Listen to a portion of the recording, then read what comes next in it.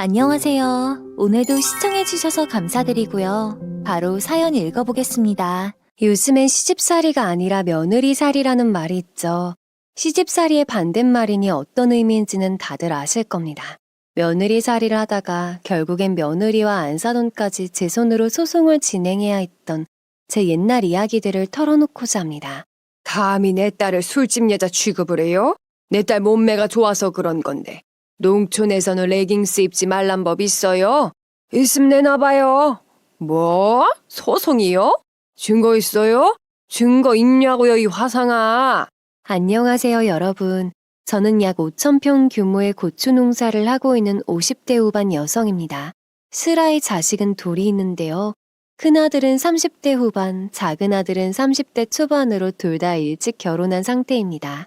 작은아들은 어릴 적부터 착해서 뭐든지 형한테 양보하면서 컸지만 큰아들은 어릴 때부터 말썽쟁이였어요.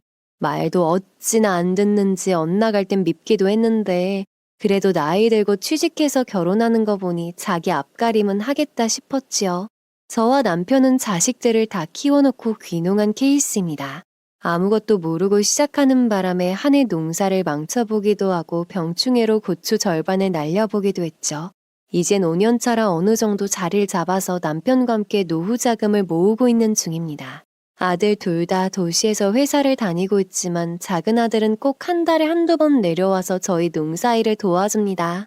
참 착한 아들이죠. 물론 결혼도 너무 잘해서 며느리가 참 예쁘고 착합니다.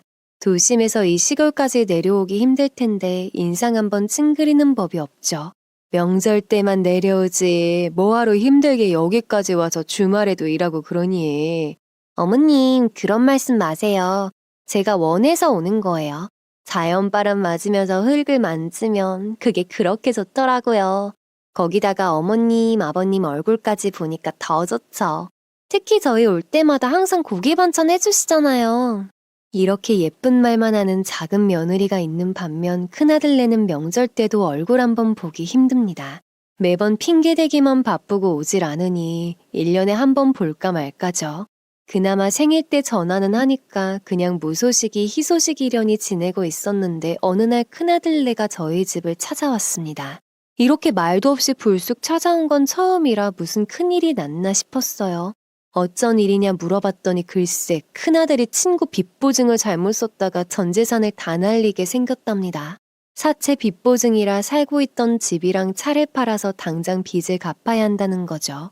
그래서 둘이서 눈물을 펑펑 흘리면서 도와달라고 찾아온 거였습니다. 남편은 헛소리 말라며 지금까지 키워줬으면 됐지. 앞으로 살 길은 너희들이 알아서 찾으라며 담배만 뻑뻑 피워대더군요. 저도 가슴이 답답해서 터질 것 같았습니다. 심지어 제가 예전부터 친하게 지내지 말라고 당부했던 친구에게 보증을 서줬더라고요. 내가 그 친구 조심하라고 했니, 안 했니? 고등학교 때부터 교도소 왔다 갔다 하는 애를 대체 뭘 믿고 친구랍시고 보증을 서? 엄마, 지난 일 갖고 말해봤자 바뀌는 건 없어. 내가 농사 도울 테니까 땅이라도 좀 주면 안 돼? 이대로 나 이혼남 만들 생각은 아니지? 단 한 번도 농사일을 해본 적 없는 큰아들이 농사는 무슨 농사인가요? 터무니없는 말 하지 말라고 했더니 진짜 진지하다고 강조하더군요. 일단 급한 불부터 끄고 귀농 지원금이나 대출을 알아볼 테니 잠깐만 같이 살 수 없겠니요. 미워도 내 배 아파 낳은 내 자식인데 어떻게 안 된다고 하겠나요? 남편도 그냥 묵묵부답인 채로 저만 쳐다보는 걸 보니 제 의견에 따르겠다는 뜻인가 보더라고요. 그래서 할 수 없이 월세 보증금 마련할 때까지만 같이 살자고 했죠. 그리고 당장 빚내서 귀농하지 말고 우리 집 농사일 해보면서 손에 맞는지 취향에 맞는지 한번 확인해보길 바랬습니다. 농사일이 결코 쉬운 일이 아니어서 손에 맞지 않으면 고통스럽다는 걸 누구보다 잘 알거든요. 그렇게 큰아들네와 같이 생활하기 시작했습니다. 처음엔 제 눈치를 보느라 집안일을 도와줘서 별 문제가 없었는데 시간이 지나자 손끝 하나 안 되는 날이 많아졌어요. 아침에 밥 차리고 깨우는 것도 문제고 밥을 먹어도 설거지를 안 해놓는 데다가 밥도 내가 차려 청소도 내가 해 설거지도 내가 해 온통 제 일뿐이었죠. 얼른 보증금 벌어서 나갔으면 좋겠는데 돈벌이는 오로지 저희가 주는 돈뿐이니 다 모으려면 까마득한 상황이었습니다. 그렇지만 저도 노지 농사를 하고 있는 터라 수확철이 아니면 딱히 수입이 없는 상태이기 때문에 큰돈을 줄 수도 없었습니다. 괜히 시집살이 소리 들을까봐 말 안 하고 보고만 있었죠. 점점 정도가 심해져서 큰아들만 불러다가 한 소리 했습니다. 요즘 정도가 너무 심하지 않니? 내가 언제까지 너네 뒤치다꺼리를 해야 하니? 아, 엄마. 내가 여기 농사 배우러 왔지 집안 살림하려고 온 것도 아니잖아. 이해 좀 해줘. 나도 빨리 벌어서 나가 살고 싶은데 돈이 안 모이는 걸 어떡해. 아님 보증금이라도 만들어주던가. 철딱선이 없는 아들의 말을 들으니 폭삭 늙는 것 같았죠. 그런데 갑자기 얼마 전 이웃집에 놀러 갔을 때 들은 말이 생각났어요. 일손이 부족해서 딸기가 썩어 들어가고 있음에도 손 놓고 보기만 해야 한다는 하소연이었죠. 생각난 김에 얼른 그 이웃에게 전화해서 혹시 우리 큰아들네를 일꾼으로 써줄 수 있겠느냐 물었습니다. 알고 지낸 지 오래된 친한 이웃이라 고민도 않고 알겠다고 하더라고요. 큰아들네도 제 말을 듣더니 좋아했습니다. 인심이 좋은 양반이라 일만 제대로 한다면 웬만한 회사원 월급보다 훨씬 많이 줄 거다. 경력자가 아니니 많은 일을 요구하진 않겠지만 그래도 착실하게 잘해야 한다고 주의를 주었어요. 그렇게 다음 날부터 큰아들과 며느리는 이웃집 농사를 도우러 가기 시작했습니다. 이웃네는 비닐하우스 농사인데다 딸기 수확만 도와주면 되는 거라 노동 강도는 비교적 약한 편이었습니다. 그래서 큰 문제 없겠지 생각했죠. 전 그날 큰아들과 며느리를 위해 바쁜 와중에 고기도 사다가 수육을 삶아줬습니다. 일 마치고 저녁 늦게 들어왔더니 여느 때와 같이 설거지거리들이 싱크대에 그대로 있더군요. 삶아놓은 수육은 한 점 남겨두지 않고 싹 비운 채로. 한숨이 나왔지만 그래도 오늘 하루 힘들었을 테니 잔소리하지 말잔 생각에 고무장갑을 꼈습니다. 그런데 그때 전화가 한 통 왔어요. 내가 뭐 전문 일꾼만큼의 실력 바라는 것도 아니잖아요. 그냥 딸기 수확기니까 그거는 일반인들도 잠깐 배우면 하는 일이니까 속도가 안 나더라도 괜찮다는 생각으로 일을 맡긴 건데 이건 좀 아니지 않나 싶어. 며느리 손톱 봤어? 이웃의 말에 의하면 며느리가 길게 손톱을 늘려서 네일 아트를 하고 왔더래요. 어제 점심때 바람 쐬러 읍내 나간다더니 손톱을 칠하고 왔던 거죠. 저와 남편은 다른 이웃집에서 막걸리 한잔하고 밤늦게 들어간 터라 보지 못했습니다. 아침에는 아들네가 딸기밭에 간다고 새벽 일찍 나가서 또 마주칠 일이 없었기 때문에 전혀 몰랐어요. 게다가 그게 끝이 아니라 장갑 끼라고 했더니 손톱 망친다고 장갑을 못 끼겠다고 당당하게 말했다는 겁니다. 맨손으로 어떻게 하냐니까 자기는 잘할 수 있다고 장담했다네요. 그래서 알아서 잘하겠지 싶어 그냥 냅뒀더니 수확한 딸기들 대부분의 손톱 자국이 남아 상품 가치가 없어졌답니다. 전 이웃에게 몇 번이고 미안하다며 사과를 했습니다. 그런데 갑자기 이웃이 이런 말을 하는 겁니다. 아이고, 그리고 며느리 단속 좀 해요. 망측하게 그 옷꼬라지가 뭡니까? 스타킹을 그렇게 입고 다니는 여자가 어딨어요. 동네 어르신들도 혀를 찢찢 차는데 시선이 다 그리로 쏠린답니다. 아주머니가 말하는 스타킹은 레깅스였어요. 누가 농사를 하는데 그런 옷을 입고 다니느냐는 거지요. 저는 연신 죄송하다고 고개를 숙였어요. 그리고 그 길로 아들네에게 거실로 나오라고 했더니 피곤해 죽겠는데 왜 부르냐며 툴툴거리면서 나오는 겁니다. 전화 받은 내용을 말하면서 며느리 손을 봤더니 진짜 길고 뾰족한 데다 새빨갛게 칠해진 손톱이 붙여져 있었습니다. 어머님, 이거 그냥 매니큐어 아니에요. 요즘은 젤네일이라고 코팅해서 진짜 자기 손톱처럼 딱딱하게 만들어주는 게 있어요. 벗겨지는 재질도 아니고 제 손톱이나 다름없다고요. 지금 그게 중요한 게 아니잖니. 젤네일이든 매니큐어든 뭐든 농사하는 사람 손이 그러면 어떡하니? 최소한 짧게는 다듬어서 가야지.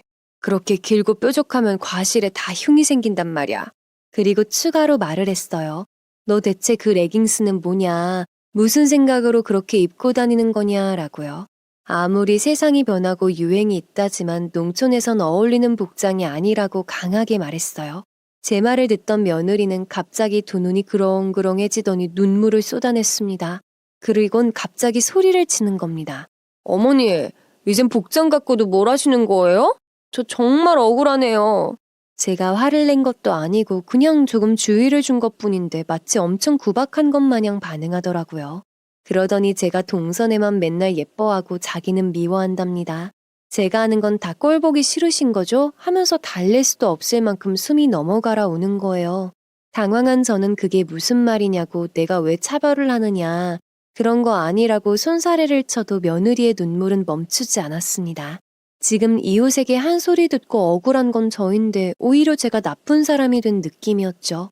큰아들은 며느리를 감싸 안으며 제게 소리쳤습니다.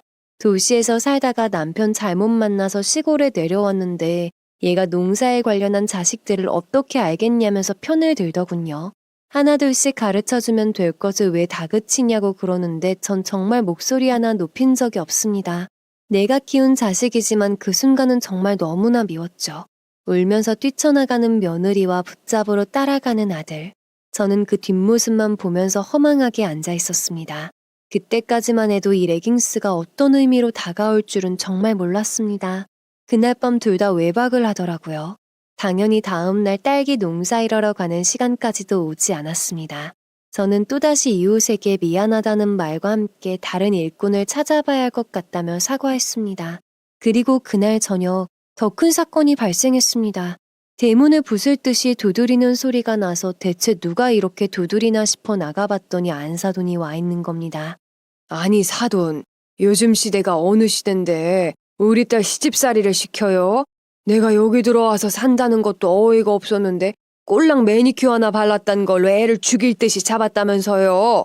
그리고 내 딸아이가 몸매가 좋아서 레깅스 좀 입었다고 그걸 술집 여자 취급을 해요? 아이고야. 저에게 삿대질을 하면서 따지는 안사돈 뒤로 며느리가 빼꼼 고개를 내밀고 있더라고요. 오래전 사고로 남편을 잃고 혼자 자식들을 키운 사돈댁은 조금 괄괄한 면이 있습니다. 반찬 가게를 운영하면서 어린 자식들을 먹여 살리기 위해 얼마나 많은 일들이 있었을지 저도 자식 둘을 키운 엄마로서 공감하는 바였죠. 그래서 상견례 때부터 사돈댁 성격을 알고 있었지만 문제 삼지 않았습니다. 그런데 대뜸 며느리 말만 믿고 밤늦은 시간에 저희 집에 들이닥쳐서 따지는 모습을 보니 이건 아닌데 싶었죠. 제 말뜻은 그런 의도가 아니었고 길고 뾰족한 손톱으로는 밭일하는데 적합하지 않다고 알려준 것뿐이라며 충분히 잘 설명했죠. 그렇지만 사돈댁은 흥분을 가라앉히지 못하고 자기 딸과 본인에게 무시하는 태도를 보였다며 애비 없이 키웠다고 그러는 거 아니라는 말까지 하는 겁니다.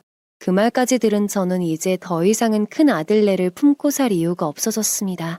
솔직히 이 나이 먹고 사돈댁과 며느리 눈치 보면서 집안 종노릇은 절대 못하겠더라고요. 길게 말해봤자 서로 감정만 상할 것 같네요.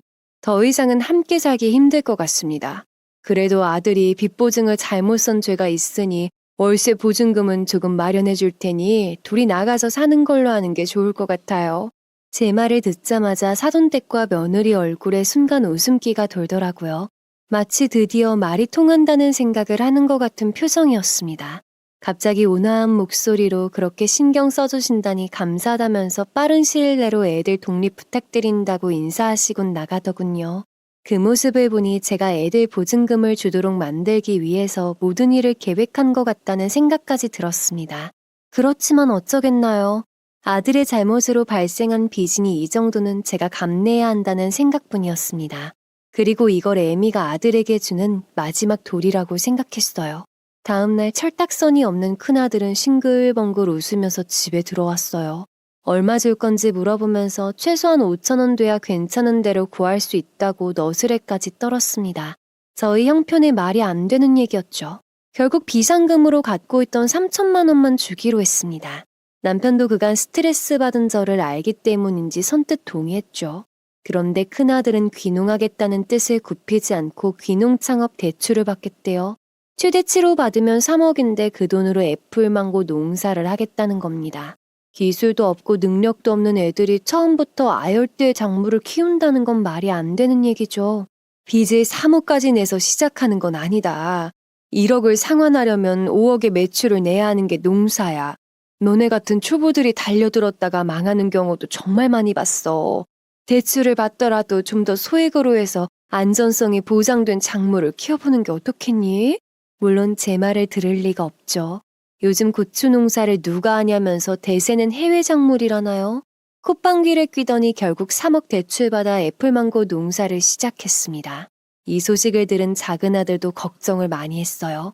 자기도 농사가 이렇게 어려운 일인지 몰랐는데 저희 집 고추 농사를 도우면서 진짜 쉽지 않다는 걸 깨달았다며 형이 잘할지 걱정이라고 한숨을 푹 내쉬더군요. 그래도 엄마로서 최대한 큰아들네가 농사일에 정착하는 것까지 도와주고 싶었습니다. 농사는 좋은 땅을 구하는 것부터가 시작이죠. 옆 동네에서 시작할 예정이라고 하기에 제가 친한 공인중개사를 소개해주겠다고 말했더니 이미 소개를 받았다는 겁니다. 사돈댁 아는 사람이 부동산 중개업자여서 그분을 통해서 이미 좋은 땅을 봐두고 가계약금을 지불한 상태라네요. 사돈댁이 성격이 조금 강해서 그렇지 세상살이에 예민한 편이어서 손해를 보는 일은 없겠다 싶어 내심 안심이 되었습니다.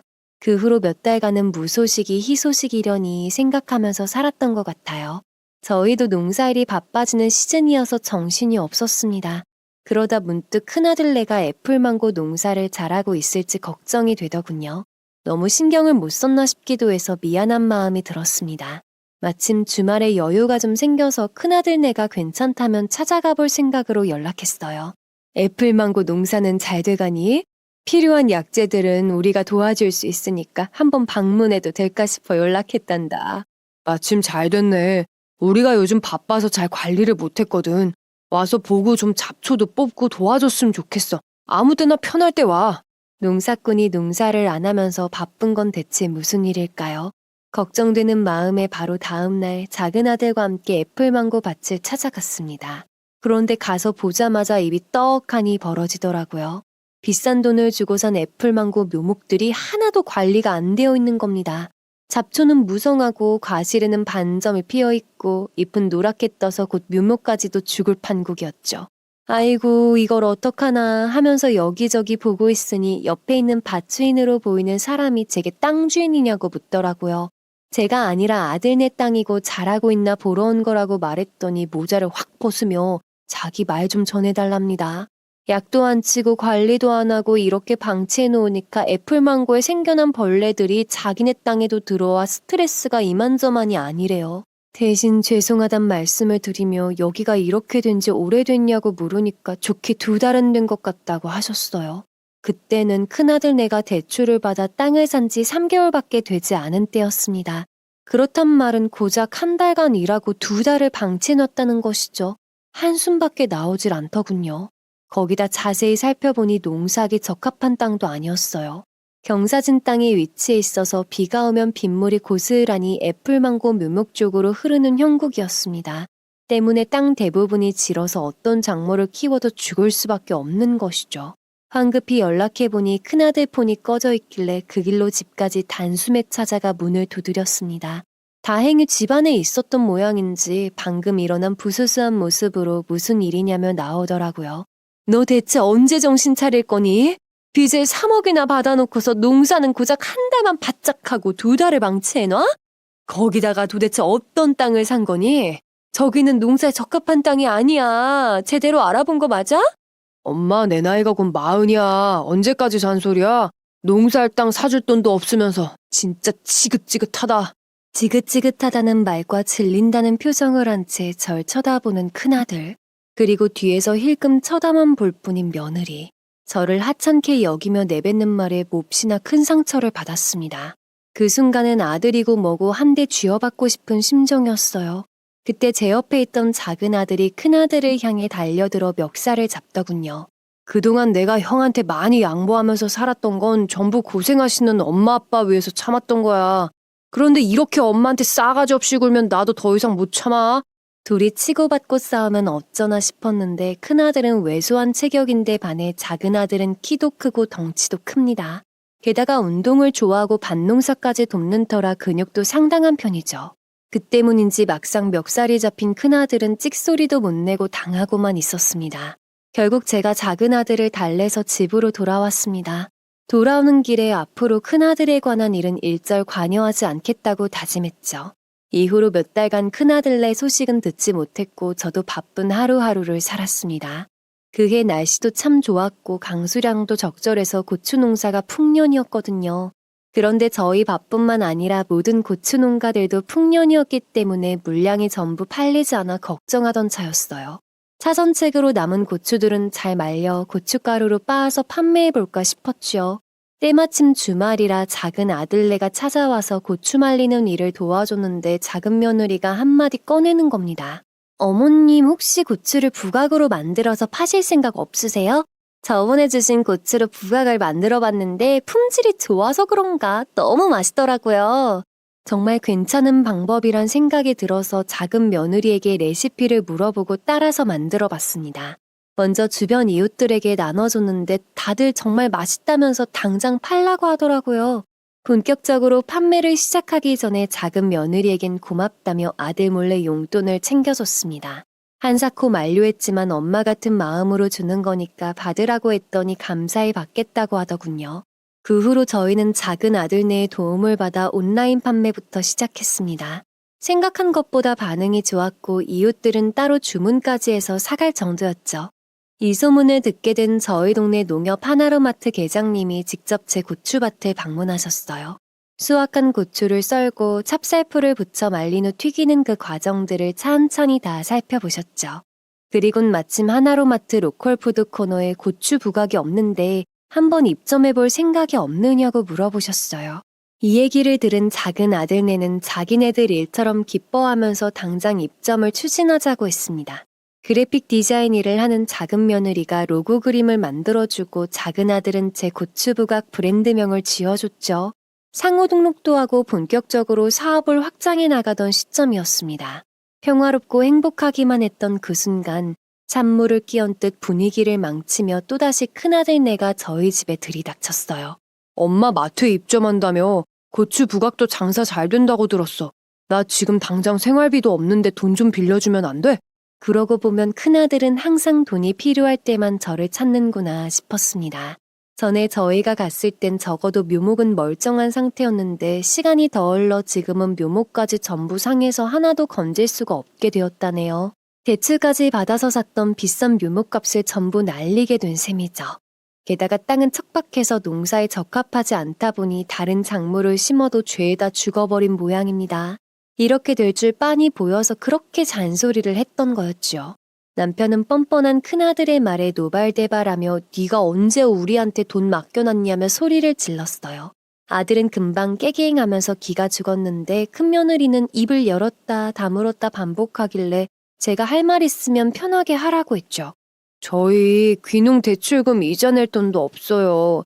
대출금 3억만 갚아주시면 2년 동안 무일푼으로 고추 부각 만들고 납품하는 일 도울게요. 어머님네도 일손 부족하시잖아요. 서로 상부상조하는 거 어떠세요? 아참 싹싹 빌어도 도와줄까 말까인데 마치 사업 파트너를 제안하듯이 말하는 걸 보니 아직까지도 정신 못 차리고 있구나 하는 생각에 웃음이 날 지경이었습니다. 저는 당연히 도와줄 마음이 없었지요. 지난번 일은 아들 잘못 키운 죄다 생각하고 보증금을 해줬지만 이번 일은 너희 둘이서 만든 빚이니 둘이서 해결하라고 강하게 말했습니다. 단호한 제 말에 돈 나올 구멍이 없음을 깨달았는지 군말 없이 입만 꾹 다물고 돌아갔습니다. 그리고 다음 날 하나로마트에 고추 부각을 입고하기 위해서 읍내로 나왔을 때였습니다. 작은 며느리가 고맙게도 대신 운전을 해줘서 편하게 도착할 수 있었죠. 트렁크에서 고추 부각을 꺼내고 있을 때 익숙한 얼굴이 보여서 가만히 쳐다보니 큰 며느리더라고요. 혼자가 아니라 옆에 낯선 남자와 함께 있어서 잠깐 주춤했습니다. 큰 며느리도 저를 발견하더니 고개를 꾸벅 숙이더군요. 둘 사이가 어색한 걸 눈치 빠른 작은 며느리가 캐치하고 먼저 말을 걸었습니다. 어머 형님, 오랜만에 뵙네요. 여긴 어쩐 일이세요? 아, 이쪽은 우리 농사 땅 소개해주신 공인중개사분이신데 땅 관련해서 얘기할 게 있어서 잠깐 읍내로 나왔지. 어머님 안녕하세요. 힐끔 쳐다보니 부동산 중개업자도 꾸벅 인사했습니다. 큰아들네 애플망고 밭이 엉망인 걸 알고 있기 때문에 사실 그 자리에서 중개업자에게 따져 묻고 싶었습니다. 거기가 농사가 잘 된다고 말한 이유가 무엇인지 왜 사기를 친 건지를요. 뭐 마침 큰며느리랑 만나고 있는 걸 보니 어떻게 합의를 보는 게 아닐까 싶었죠. 더군다나 아들네 일은 더 이상 관여하지 않기로 다짐했으니 저 역시 대충 인사하고 지나갔습니다. 그런데 그게 끝이 아니었어요. 며칠 후 열심히 밭에서 고추를 말리고 있는데 큰아들네가 씩씩거리면서 찾아왔습니다. 아들은 저보고 그때 애플망고 밭에 찾아와서 농사에 적합한 땅이 아니라고 했던 말 자세히 말해달라고 하더군요. 알고 보니 제가 돈을 빌려주지 않자 어떻게든 다시 농사를 내서 잘 살아보려고 했답니다. 어떻게든 해보려고 종자 씨앗을 판매하는 업체를 불러다가 땅을 보여준 모양입니다. 여기서 뭘 키워도 자꾸 죽는데 죽지 않고 잘 자라는 작물이 없냐고 물어봤대요. 그랬더니 여기서는 어떤 걸 키워도 다 죽는다며 절대 농사를 할 수 없는 땅이라고 고개를 절레절레하며 돌아갔다고 합니다. 그제서야 본인이 이상한 땅을 샀다는 걸 깨달은 모양이에요. 그 땅을 판 부동산 중개업자는 우리 엄마가 소개해준 사람이잖아. 그럼 우리 엄마가 잘못했다는 거야? 땅이 이상하다며 불평하는 아들의 말을 듣던 며느리가 날카롭게 받아쳤습니다. 제 아내 말이면 꼼짝 않고 넘어가던 아들이 예전과 달리 자기도 덩달아 화를 내었었죠. 그렇게 제 앞에서 큰 소리로 주고받으며 싸우는 걸 보니 울화가 치밀어 올랐습니다. 결국 제가 나서서 대체 나이 든 애미 앞에서 이게 무슨 짓이냐고 소리친 뒤에야 조용해졌습니다. 그리고 그 땅 농사 못하는 땅 맞다. 그래서 내가 잘 알아보라고 했지 않느냐 타박했어요. 물론 이 말도 지긋지긋하다고 생각하겠지만 나는 너희 생각해서 도우려고 했던 말이라며 그 땅이 왜 농사에 적합한 땅이 아닌지 차분히 설명해줬습니다. 부동산 중개업자가 좋은 땅이라고 속였다면 그 사람이 잘못된 거지 사돈 잘못이 아니다. 사돈이 알고 그랬겠냐면서 중립적인 입장에서 달래기도 했죠. 이미 산 땅을 되돌릴 수도 없고 이제 와서 이렇게 싸워봤자 변하는 건 없으니 어떻게든 둘이 손잡고 힘 합쳐서 살아가라며 돌려보냈습니다. 이후 저에겐 따로 연락이 없었는데 작은 아들한테는 종종 술에 취해 전화를 한 모양이에요. 고추 부각 장사가 어떻게 되고 있는지 자주 물어봤다는 걸 보니 정신 못 차리고 여전히 제 돈이 탐나는가 봅니다. 저희는 로컬 푸드 코너에 입점한 후에 오프라인으로도 판매량이 높아져서 브랜드 이름이 많이 알려졌어요. 전국적으로 유명한 건 아니었지만 그래도 하나로마트를 들리는 우리 동네나 옆 동네 사람들 사이에서는 꽤 유명 인사가 되었습니다. 감사히 생각하며 매일 열심히 일하던 중 오랜만에 사돈댁으로부터 연락을 받았습니다. 한번 만나뵐 수 있냐는 정중한 연락과 함께 제가 살고 있는 지역 읍내까지 찾아왔더라고요. 그래서 읍내에 있는 카페에서 안사돈을 만나기로 했습니다. 다른 게 아니라 지금 하고 계신 고추 부각 장사가 잘 된다고 들었어요. 제가 반찬 가게를 하고 있잖아요. 그래서 혹시 사돈댁 고추 부각 브랜드명을 빌릴 수 있을까 싶어서 이렇게 찾아왔습니다. 저희 고추 부각을 납품받고 싶다는 말이면 모르겠지만 브랜드명을 빌려달라는 건 쉽게 이해가 가질 않았습니다. 그래서 브랜드명으로 뭘 하실 거냐니까 자기가 직접 고추 부각을 만들어서 제 브랜드명을 붙여서 판매하겠다는 거예요. 아니 그럼 고추 농사를 직접 하셔서 만드실 거냐니까 자기가 어떻게 그런 힘든 일을 하냐고 되려 화를 냈습니다. 자기가 아는 사람이 중국의 브로커로 활동하고 있어서 거기에서 불량 고추들을 싸게 구할 수 있대요. 고추 부각은 어차피 튀기면 티가 안 나니까 불량 고추로 단가 좀 싸게 해서 팔아보려고 한다나요? 아니 중국산 불량 고추를 국산 고추로 둔갑해서 판매하겠다는 것도 문제지만 이걸 저한테 당당하게 모두 말하는 거는 뭐가 잘못된 건지 전혀 판단이 안 되는 수준 아닌가요? 따끔하게 한마디 하고 싶었지만 괜한 분란 사고 싶지 않아서 차라리 제가 만든 걸 받아다 반찬 가게에서 판매하시라고 했죠. 가족 간이니 마트에 납품하는 가격보다 좀 더 저렴하게 드리겠다고까지 제의했습니다.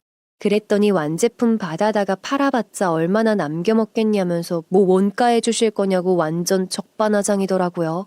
화가 난 저는 절대 저희 브랜드명 쓰지 마시라고 소리쳤습니다. 그리고 여기서 더 확실하게 해둬야 나중에 문제가 생기지 않을 것 같다는 생각이 들었죠. 그래서 만약 사돈께서 제 브랜드명을 무단으로 사용하실 경우에는 법적으로 대처하겠다고까지 강하게 표현하고 카페를 나왔습니다. 그날 저녁엔 글쎄 큰 며느리로부터 전화가 오더군요. 어머님, 가족끼리 어떻게 그러실 수 있나요? 저는 지금 남편이랑요. 어떻게든 잘 살아보려고 했는데요. 어머님이 이렇게 나오시면요. 저도 더 이상 노력하기 힘들어요. 잔뜩 술에 취해서 꼬이는 발음으로 저에게 선전포고하듯 말하더라고요. 예전에 저 같았으면 우리 아들 어쩌나 걱정했을지도 모르겠습니다. 그런데 엄마 취급 안 해주는 아들을 제가 아들 취급해줄 필요가 있을까요? 술에 취한 사람과 대화할 필요성도 못 느껴서 무시하고 끊어버렸습니다. 정말 어떻게 만나도 끼리끼리 만났는지 너무 답답했습니다. 이후론 제 눈치를 보는 것인지 큰아들도 며느리도 일절 연락이 없었어요. 작은아들은 그래도 형이라고 간간히 안부 연락을 하는 모양이었습니다.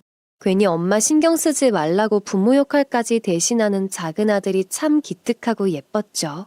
어느 주말 어김없이 찾아온 작은아들네는 평소와 달리 조금 진지한 모습으로 제게 잠깐 의논할 게 있답니다. 요지는 큰아들이 결국 귀농 대출금 3억에 대한 이자를 갚지 못해 땅을 팔기로 했답니다. 그래서 근처 공인중개사를 불렀더니 땅을 산 지 1년도 채 되지 않았는데 산 가격의 절반을 부르더랍니다. 글쎄 그렇게 땅값이 떨어졌다는 게 말이 되냐 따졌는데 그 땅은 농사도 집도 못 짓고 가축도 키울 수 없으니 인기가 없는 곳이라 애초에 큰아들이 산 가격의 절반밖에 안 되는 시세라는 겁니다. 심지어 형수님은 요즘 매일 외박하고 연락도 안 받는데 뭔가 있는 것 같은데 혹시 모르니까 우리라도 미리 알아보면서 준비해두는 게 좋지 않을까? 술에 취해 저한테 선전포고를 하던 때 이미 며느리는 이혼을 생각한 상태였던 걸까요? 심상치 않음을 느낀 저는 작은아들의 의견에 동의했어요. 그래서 사기친 부동산 업자가 있는 중개사무소를 찾아갔습니다. 어떻게 땅값을 시세 2배나 받을 수가 있느냐. 게다가 농사하기에도 적합하지 않은 땅을 좋다고 속여서 팔아넘긴 건 너무한 게 아니냐 따졌죠. 그랬더니 본인은 판매할 때 충분히 설명을 했다고 새빨간 거짓말을 하는 겁니다. 제가요, 전 그런 적 없는데요. 전 충분히 설명했고요. 여기서 더 난리 피우시면 업무 방해죄로 고소할 생각이니 알아서들 하세요.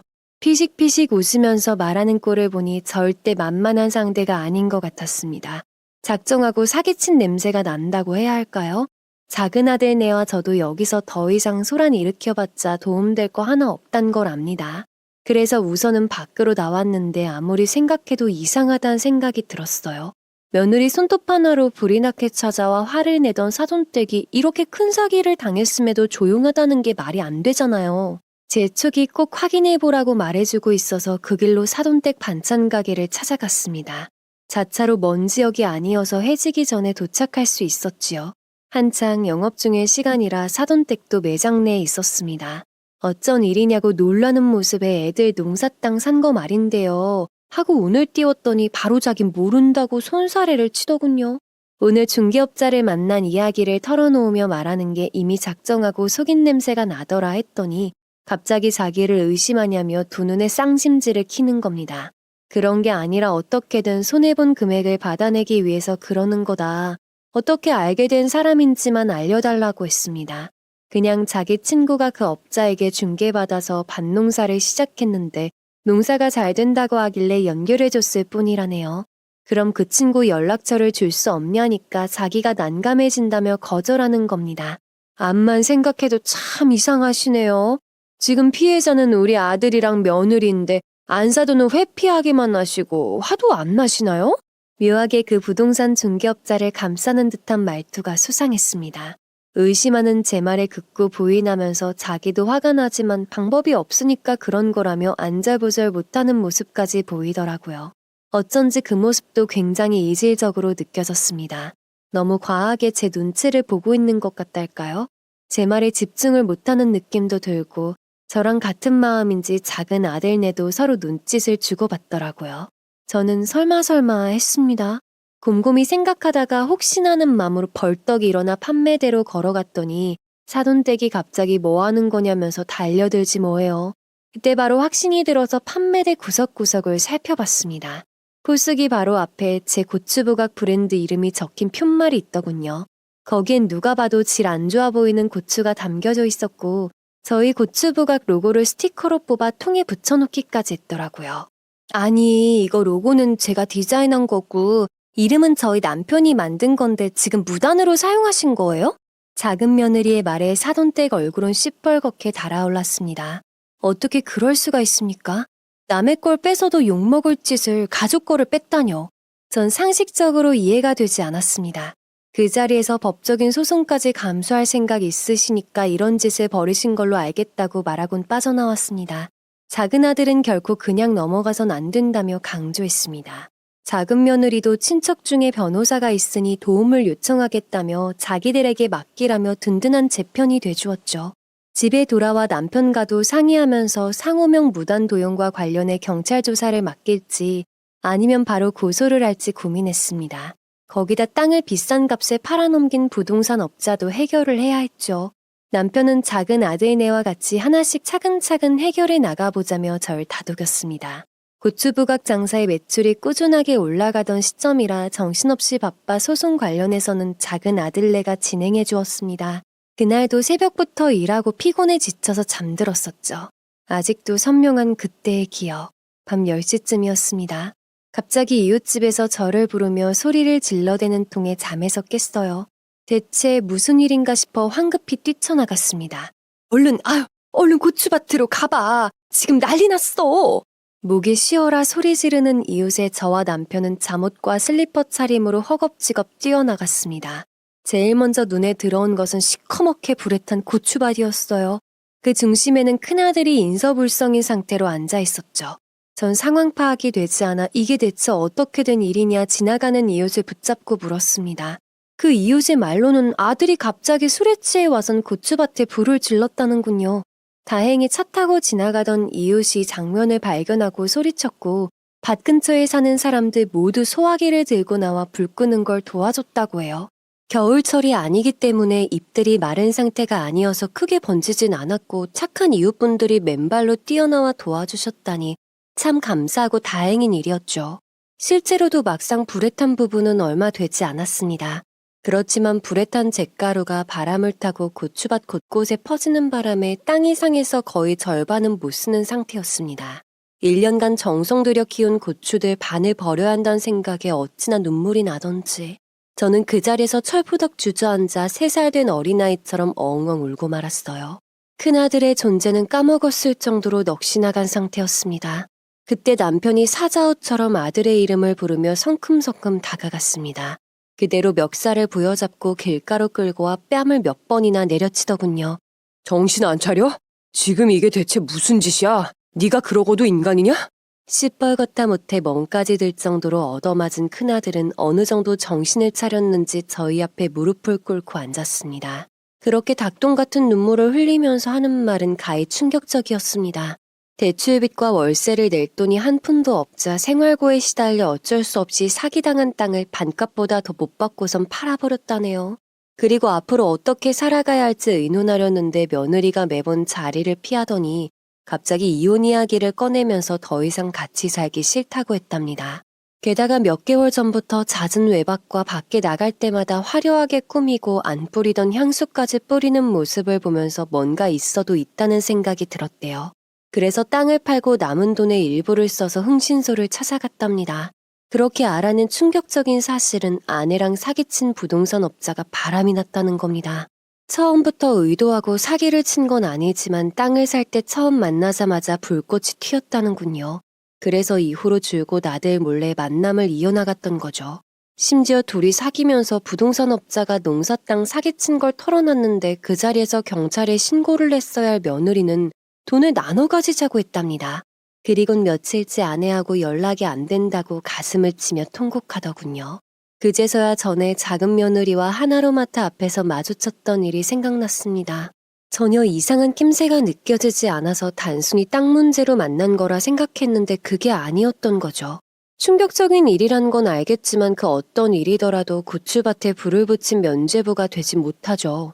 저는 눈물 범벅을 하고선 큰아들의 멱살을 쥐고 흔들었습니다. 아무리 네가 정신이 나갔다고 하더라도 그걸 왜 내 고추밭에 화풀이를 해? 이걸 다 어떻게 하라고? 왜 여기다 불을 질렀냔 말이야. 덩달아 글썽해진 아들은 고추밭에 불을 내려고 한 건 아니랍니다. 흥신소의 이야기를 듣고 너무 괴로운 나머지 현실에서 도망치고 싶은 마음에 소주를 사다가 3병을 전부 원샷해버렸대요. 그렇게 제정신이 아닌 상태에서 저희 집으로 향하던 와중 다 때려치우자는 충동이 들어 홧김에 불을 질렀다는 겁니다.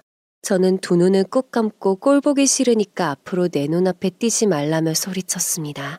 큰아들은 줄곧 죄송합니다, 죄송해요 라는 말만 중얼거리며 무릎을 꿇은 채 앉아 있었죠. 전 남편의 부축을 받아 집으로 돌아왔어요.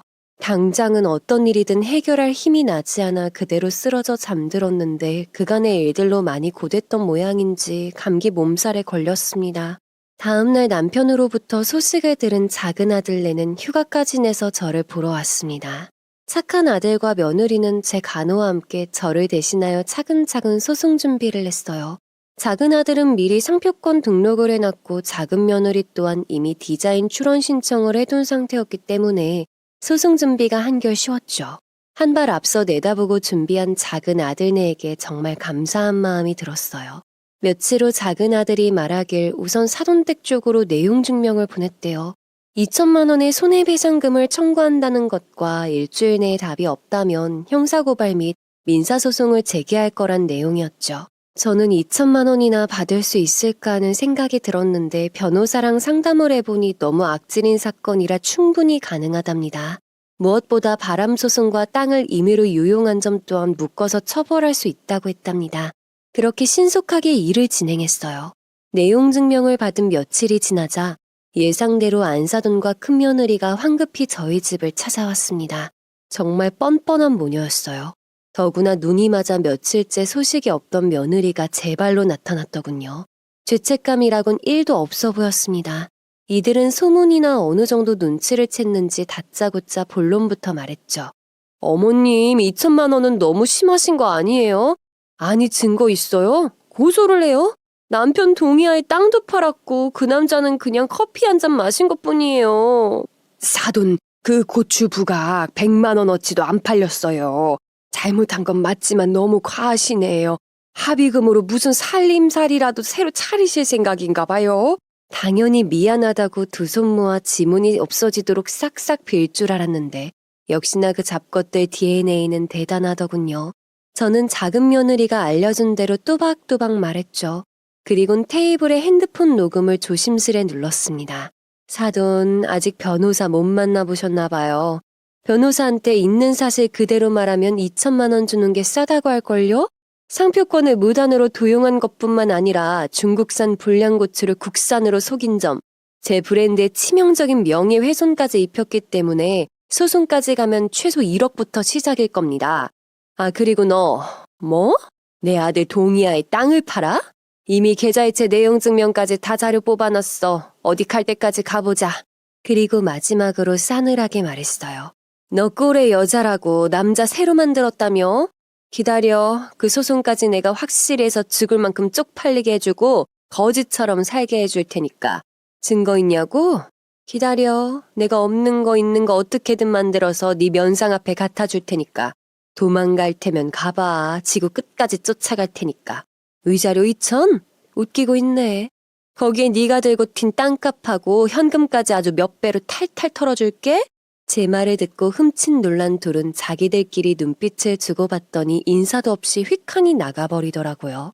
전 손이 부들부들 떨렸지만 부동산 중개업자와 눈 맞은 얘기를 오히려 독하게 이야기했습니다.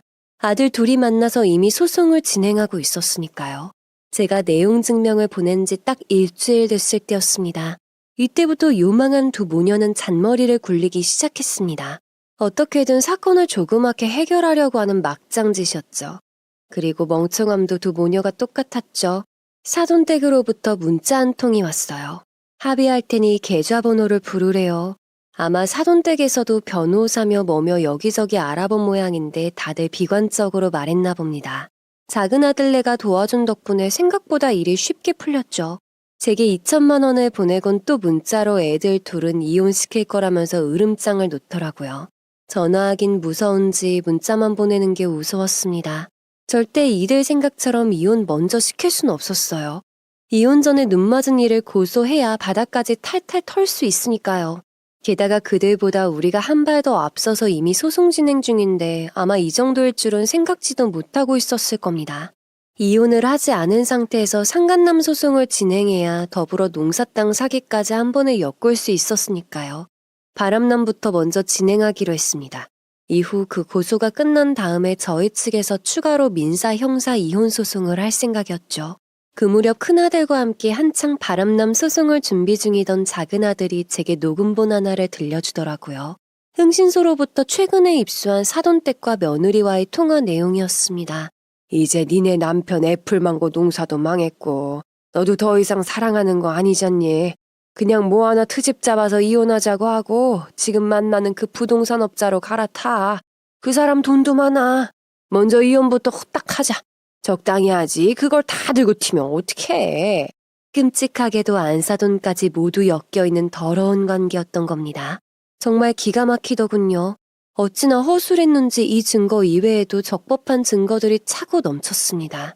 지금까지 상담한 이혼 전문 변호사들 전부 바람남 소송 및 이혼 소송의 100% 승소를 자신할 정도였다고 해요. 그래도 좀 더 확실한 증거들을 수집하기 위해 흥신소 의뢰도 멈추지 않았습니다. 종국엔 가장 미스테리였던 안사돈과 부동산 공인중개사의 관계도 알게 됐어요. 예전부터 둘은 지속적인 거래를 하는 사이였답니다.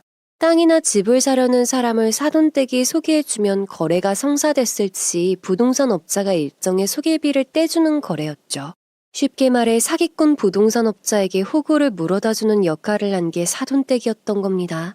그렇게 소개했다가 손절한 친구들도 많다네요. 근데 남도 아닌 자기 딸한테까지 사기를 치다니 딸이랑 눈이 맞는 건 예상 밖의 일이었나 봅니다.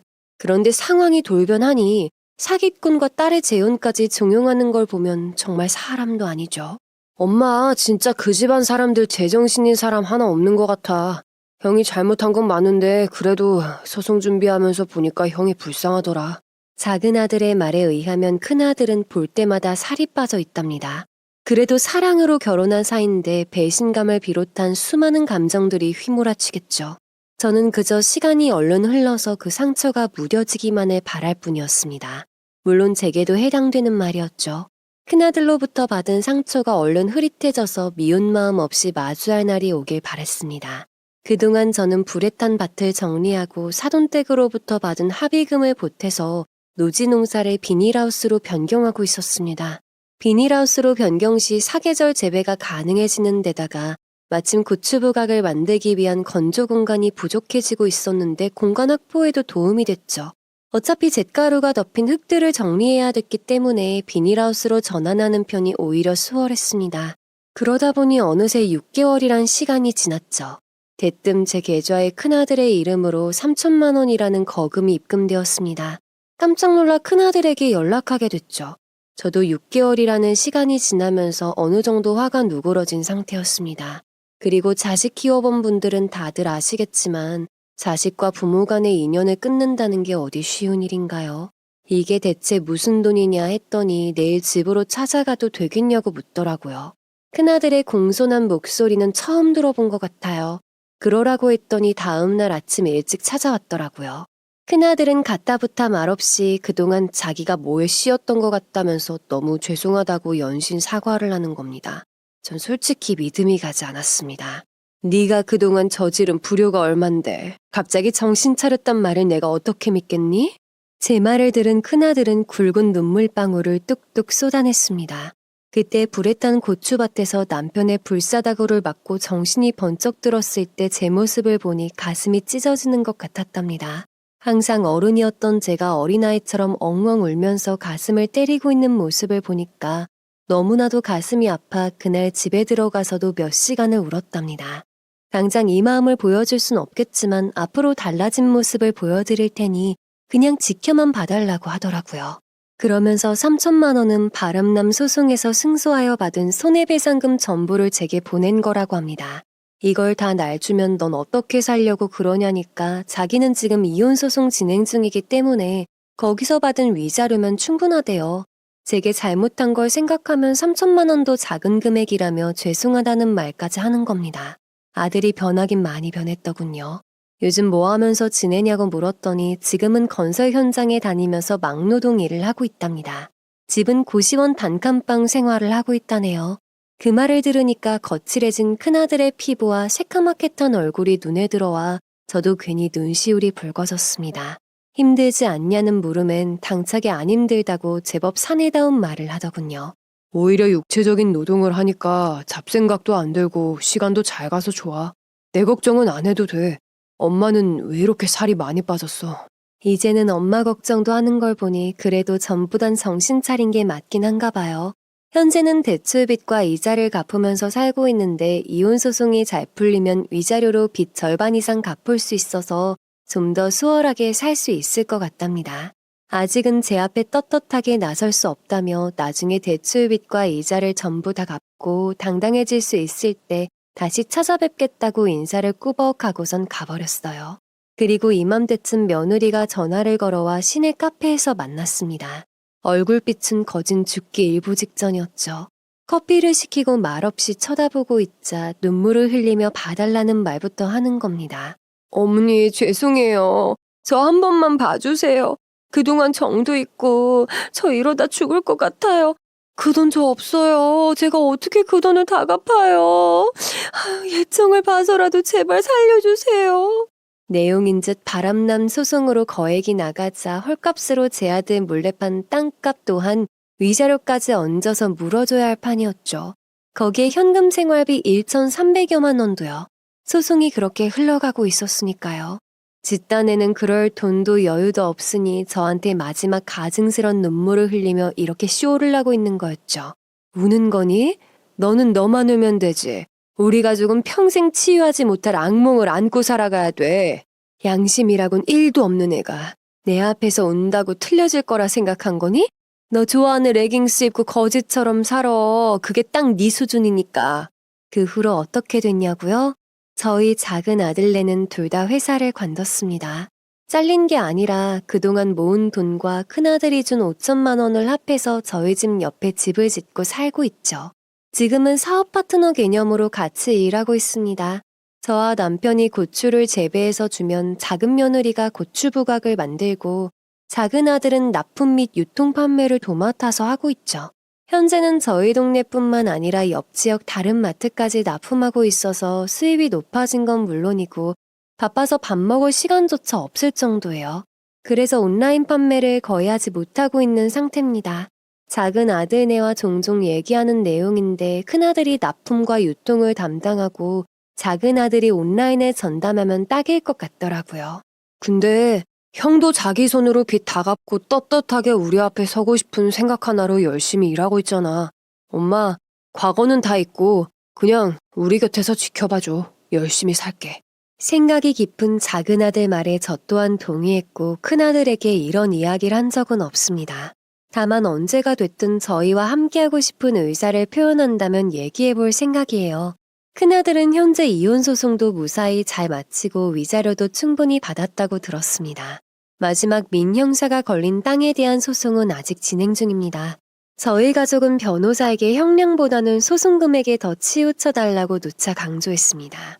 몸으로 때우는 건 그들 특기니 진짜 굶겨서 그 바닥이 어딘지 알 수 있게 해달라고요. 죄를 지었으면 어떤 죄가 그 사람들에게 가장 독한 형벌이 될 것인지 선택해서 적용해야겠죠.